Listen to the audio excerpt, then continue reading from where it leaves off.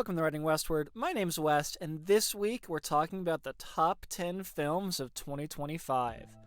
Before we get started, I'll try to keep the spoilers for each of these movies light, but I make no promises that this video is completely spoiler-free, so you've been warned. Now, let's jump into what are objectively the best 10 films released in 2025, in my opinion. Starting off with a nicher pick, I'm putting an A24 film, The Materialist, as my 10th best movie of the year. The film surprised me. I went in expecting a fairly standard New York City rom-com, but the characters and themes did a lot to elevate this film for me.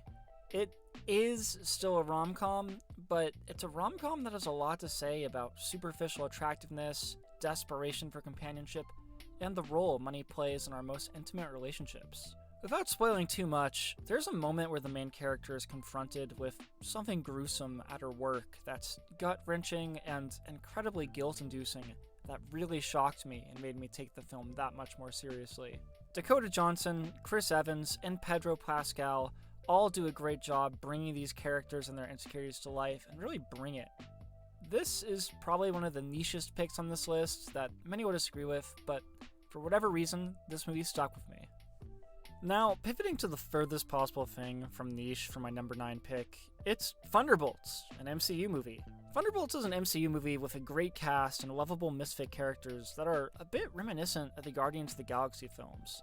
Not only that, Thunderbolts is a film that I consider to be quite innovative for the MCU. It's not only a fun ride and superhero movie, it also has very prominent themes about mental health at the core of its plot and message.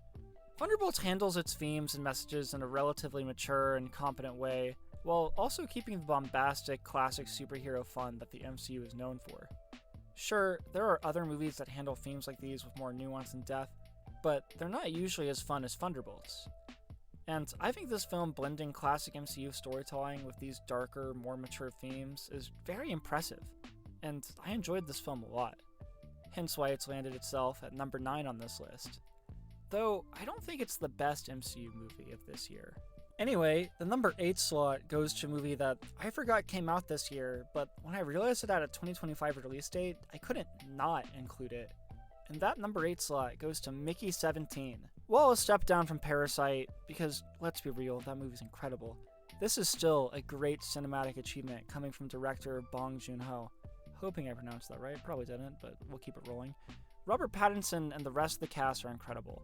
The film is tense yet fun, and the sci-fi elements are handled in a way that's fresh and exciting. I would try to map the themes of this film onto politics, but the director explicitly stated that whatever similarities the film and the current day government shared were a mere coincidence. So yeah, good movie. Don't really have too much more to say about this one. The number 7 slot on this list goes to Eternity, another A24 film. The last one, I promise. You know, the first video I uploaded on this channel was a critique of Deadpool and Wolverine, claiming that the movie aged like milk, and it got a lot of hate, to be honest. But one commenter told me that I was, quote, unquote, too smart for superhero movies, and that I should go watch A24 or something, as if those are mutually exclusive. This is the third and final A24 film on this list, so let me be living proof that somebody can enjoy both quote-unquote deeper A24 movies and superhero movies. So yeah, if you want to watch that video, the link should be up right now. And I don't know, it's a goofy comment that stuck with me. Anyway, back to Eternity. Eternity is the most recent movie I've seen on this list. I only saw it last week, as of the time of scripting this, so maybe recency bias is playing into this, maybe not. Whatever. Eternity is a charming film with a super fun concept. A newly dead woman must choose to either spend eternity with her first husband, who died early on in the Korean War, or her second husband, who she spent the remainder of her life with. I really enjoyed the film's more abstract portrayals of the afterlife and some of the more comedic elements that came with that portrayal. There's even a smoker's paradise advertised, and the tagline is, "Because cancer can't kill you a second time," and that was funny. The movie also culminates in a message about being grateful for what you have that I found quite charming and endearing. Recency bias or not, I think this movie made both my girlfriend and I cry, and it deserves a spot on this list. On my number 6 spot, I have a movie that I think will be controversial, if only because some people will want it much higher and others will want it much, much lower. And that movie is The Phoenician Scheme. As with most Wes Anderson movies, this movie is either for you or it isn't, and that's totally fine.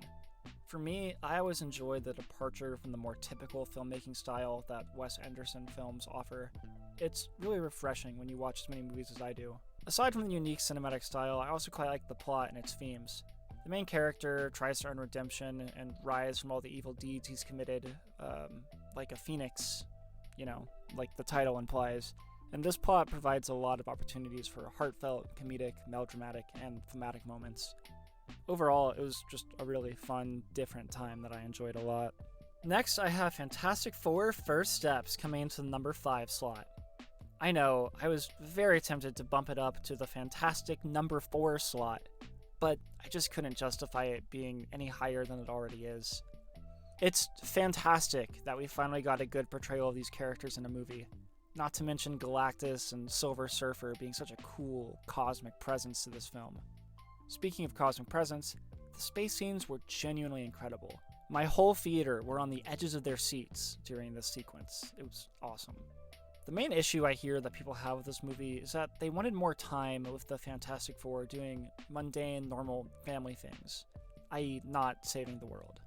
And if the main issue is wanting more, I think that says a lot about the movie.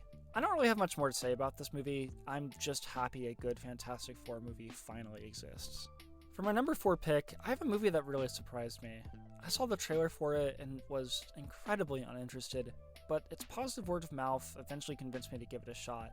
And that movie is The Long Walk.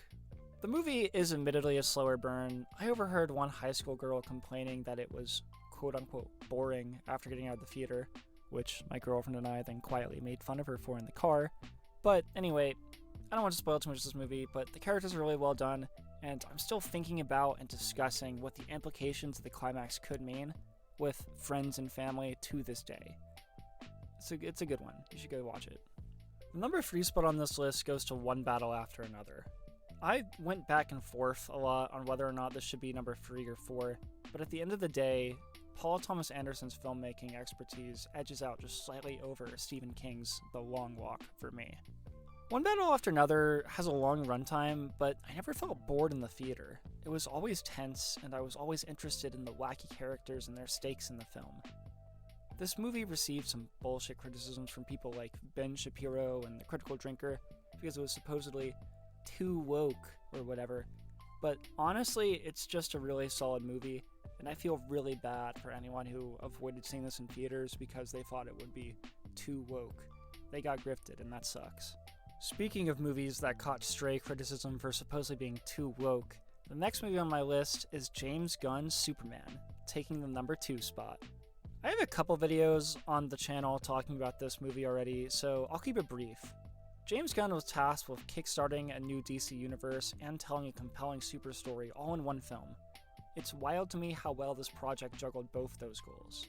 Superman somehow feels both powerful and relatable, and all the non-Superman aspects of the story also worked incredibly well for me.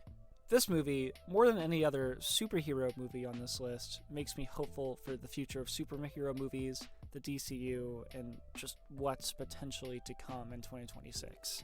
Notice how I said Superman was my favorite superhero movie that made me excited for the future. And that's because the number 1 movie on this list makes me hopeful for the entire future of cinema and independent filmmaking. You probably knew it was coming, but the best movie of 2025, in my opinion, was Sinners, directed by Ryan Coogler. What can I say about this film that hasn't been said already? It boasts entertaining and nuanced characters, as well as complex themes about culture, assimilation, religion, and more. And on top of that, it's just a thrill to watch. And the music being used as a focal point for culture is an inspired choice. I enjoyed Rimmick's Irish heritage and how nuanced that was, when Coogler could have taken the lazy way out and just made Rimmick a token white colonizer. God, there's so much to say about this movie that I might make a whole separate video on it, despite mainly being a comic book movie channel. But for now, I'll leave it at telling you that this movie is really, really good, and it was an incredible in-theater experience, and I can't wait to see more movies like it. So yeah, that's my top 10 list for 2025. Let me know if you agree or disagree with any of these in the comments, and if you want to murder my entire family for these takes, or not, like a normal person. Anyway, I hope you enjoyed this video. I'm a YouTuber, you know what I want. Do the things if you feel like it, and I'll catch you next time.